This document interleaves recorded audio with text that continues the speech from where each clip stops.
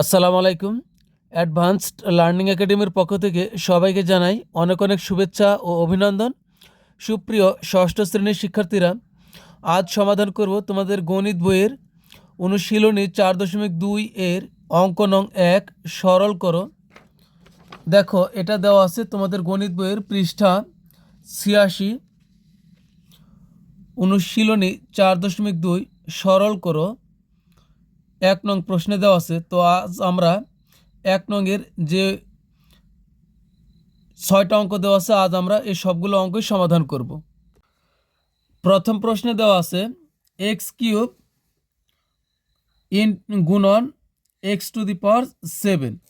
তো এখানে আমরা এটাকে সরল করলে আমাদের কি হবে, আমরা মনে রাখবো যে গুণের সময় পাওয়ার হবে যোগ। পাওয়ার মানে সূচক, উপরে যেগুলো থাকে সেগুলো হলো সূচক বা পাওয়ার। তো আমরা এখন কি করব, এই দুইটা এক্স থেকে একটা এক্স নেব, আর উপরে কত আছে 3 আর হলো 7, এই দুইটা আমরা যোগ করে দেব। গুণের সময় যদি গুণ থাকে তাহলে আমরা পাওয়ারগুলো যোগ করে দিব একই রকম চলক হলে। এখানে এক্স, এখানেও এক্স, এখানেও এক্স। তো আমরা দুইটা এক্স থেকে একটা এক্স নিলাম, আর উপরের 3 যোগ এখানকার উপরে 7 আমরা যোগ করে দিব। তাহলে এখানে কত হবে, এক্সের এক্স 3 আর 7 যোগ করলে হবে 10। তো এটাই কিন্তু আমাদের অ্যান্সার। এটা হলো আমাদের প্রথম প্রশ্নের সমাধান।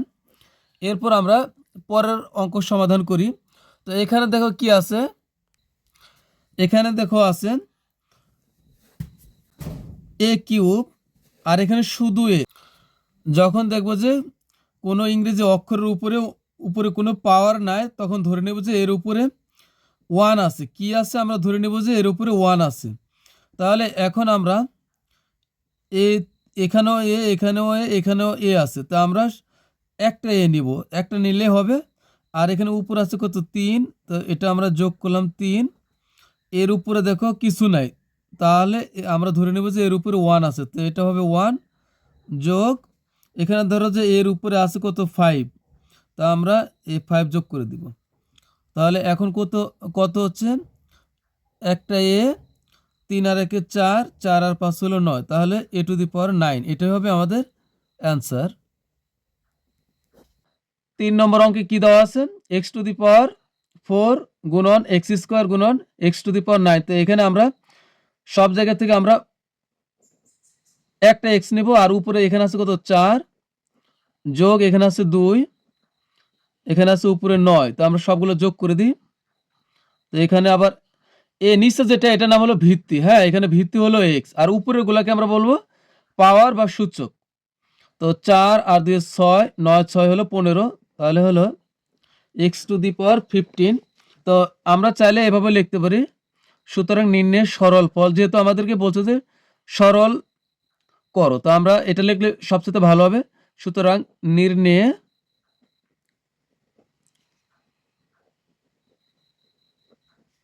সরল ফল, সরল ফল কত হলো, x⁴ হলো 15। তো এটাই হলো অ্যান্সার। তো এরপর আমরা সমাধান করি পরের প্রশ্ন। তো এখন আমরা পরের প্রশ্ন সমাধান করি। তো এখানে আমরা কি করব, দেখো এই লাইনের ভিতরে এমও আছে আবার এনও আছে। তো আমরা এম গুলো একদিকে নিয়ে আসি। তো এখানে আছে শুধু এম, তারপর এখানে আছে m², আর এখানে দেখো আবার আছে m³। তো এম এর উপরে আছে কিউব অর্থাৎ 3। তো এটা এখানে সবগুলো হলো এম, তো এটা আমরা ব্র্যাকেটের ভিতরে রাখি। এরপর দেখো গুণ দিয়ে এখানে আছে কি n³। তো এটাকে আমরা একদিকে নিয়ে আসি n³, আর গুণ এখানে আছে n এর উপরে পাওয়ার 7। তো এটা আমরা আবার একদিকে আনি। তাই কয়টা হলো, 1 2 3 4 5। তো এখানে 3টা আর এখানে 2টা, তাহলে 5টা পদ হইলো, 5টা হইলো।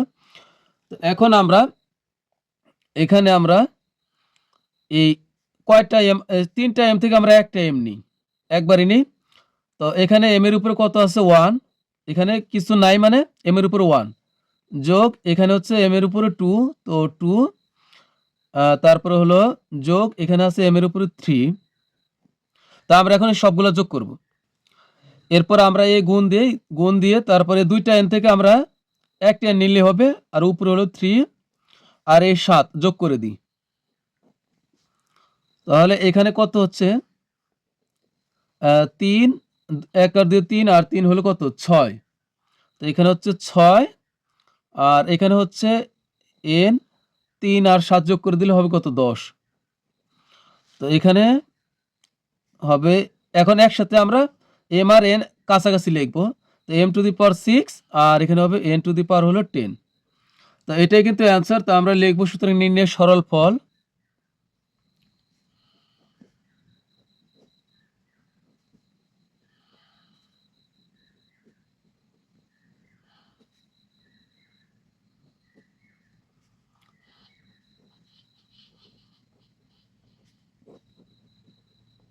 তো এটাই অ্যান্সার।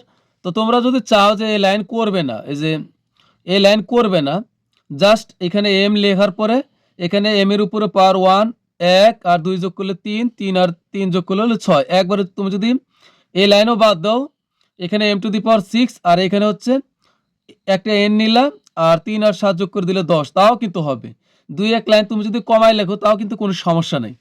তো এখন আমরা পরের প্রশ্ন সমাধান করি। পরের প্রশ্নে কি দেওয়া আছে, এখন আমরা এই 5 নং সমাধান করব। তো আমরা পরের প্রশ্ন সমাধান করি। তো এখানেও আমরা একইভাবে, দেখো এখানে এ আছে, এখানে এ আছে, তো আমরা এগুলা আমরা একদিকে নিয়ে আসি। তো 3a গুণন এখানে আছে হলো 2a, 2a, তা আমরা এক ব্র্যাকেটে রাখি। এরপরে b, এখানে আছে b, এই যে এখানেও আছে b, তো b গুলো আমরা আবার একসাথে নেই, আমরা গুণ দিয়ে লিখব সবগুলাই। তো এখানে আছে 4b, আর এখানে আছে 3b। আর দেখো এখানে হচ্ছে 5c, এর কোনো সঙ্গী নাই, এর কোনো মিল নাই, তো একে আমরা আলাদা এক জায়গাতে রেখে দিই গুণ দিয়ে। তো এখন আমরা 3 আর 2 গুণ করলে 3 দুগুণ হবে 6, আর আমরা এ আর এ গুণ করলে হবে এ স্কোয়ার, এটা মনে রাখবে। এ আর এ গুণ করলে এ স্কোয়ার, বি গুণ করলে হবে বি স্কোয়ার, এটা মনে রাখবে। তো এক লাইন কমাই দিলাম, তারপরে গুণের গুণ। এখানে দেখো এই 4 আর 3 গুণ করলে হবে 3 4 12, তো এখানে হচ্ছে 12, আর বি গুণ করে দিলে হবে বি এর উপরে পাওয়ার 2, অর্থাৎ এখানেও বি এখানেও বি, একটা বি নিলাম, আর এ বি এর উপরে 1, এ বি এর উপরে 1, 1 1 যোগ করে দিলে বি এর উপরে হবে 2। তো এখানে হচ্ছে গুণ 5c, এক লাইন কিন্তু কমাই দিলাম। তো এখন আমরা সবগুলা গুণ করি। কত 6 বারং 72, তো আমরা 6 বারং হলো 72, এই যে 6 এর সাথে 12 গুণ করব, তার সাথে আবার 5 গুণ করব। তো এখানে হচ্ছে 6 বারং হলো 72, 72 এর সাথে আমরা 5 গুণ করি, তাহলে কত হবে 5 দুগুণে 10, 5 সাথে 35, আর এক হলো 36, 360। তা এখানে হবে 360, আর এ স্কোয়ারের এ স্কোয়ারই লিখবো, বি স্কোয়ারের বি স্কোয়ারই লিখবো, আর সাথে আমরা সি লিখে দিব, তাহলে কিন্তু হয়ে যাবে। তো এখন আমরা উত্তর লিখব। সুতরাং নির্ণয়ের সরল ফল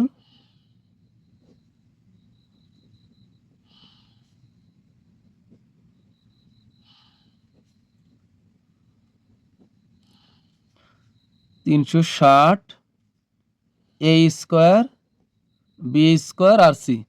তো এটাই অ্যান্সার।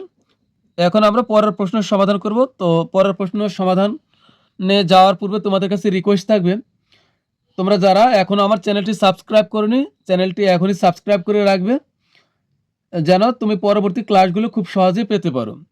কারণ আমার চ্যানেলটা সাবস্ক্রাইব করা থাকলে পরবর্তী ক্লাসগুলো অতি সহজে তোমার কাছে পৌঁছে যাবে। তো এখন আমরা সর্বশেষ অঙ্কটি সমাধান করতেছি। তো এখানে আমরা কি করব, আমরা দেখি যে এক্স যেগুলো আছে আমরা একদিকে নিয়ে আসি।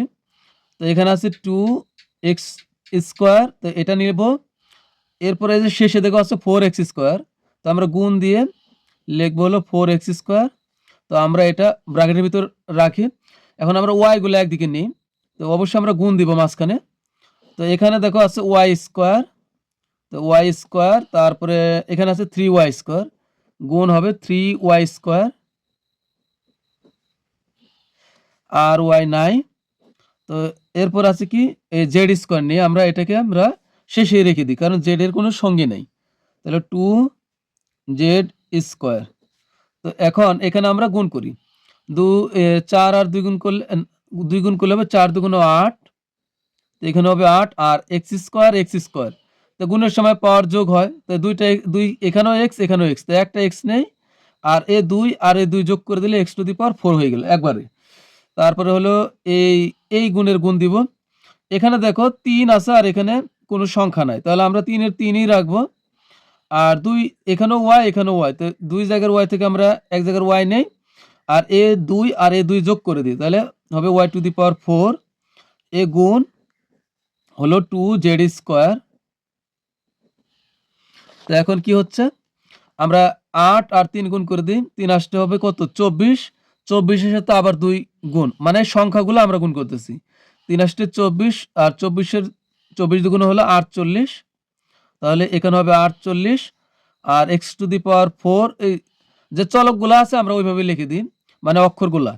তো এক্স টু দি পাওয়ার 4 এখানে আছে কত ওয়াই টু দি পাওয়ার 4 আর এখানে আছে জেড স্কোয়ার, এগুলো আমরা খালি শেষে বসাই দিব, তাহলে হয়ে যাবে। তো এটাই উত্তর, তো আমরা লিখবো সুতরাং নির্ণয় সরল ফল।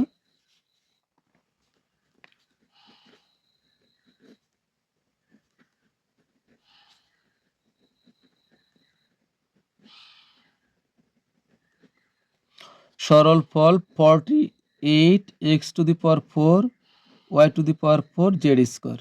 তো এটাই আমাদের অ্যান্সার। তো প্রিয় শিক্ষার্থীরা, পরবর্তী ক্লাসে আমরা সমাধান করবো হলো, দেখো যে পরের যে 2 নং প্রশ্ন দেওয়া আছে, আমরা 2 নংয়ে 4টা অঙ্ক আছে, 4টি অঙ্ক আমরা পরবর্তী ক্লাসে সমাধান করব। তো সবাই ভালো থাকবে, সুস্থ থাকবে, আল্লাহ হাফেজ।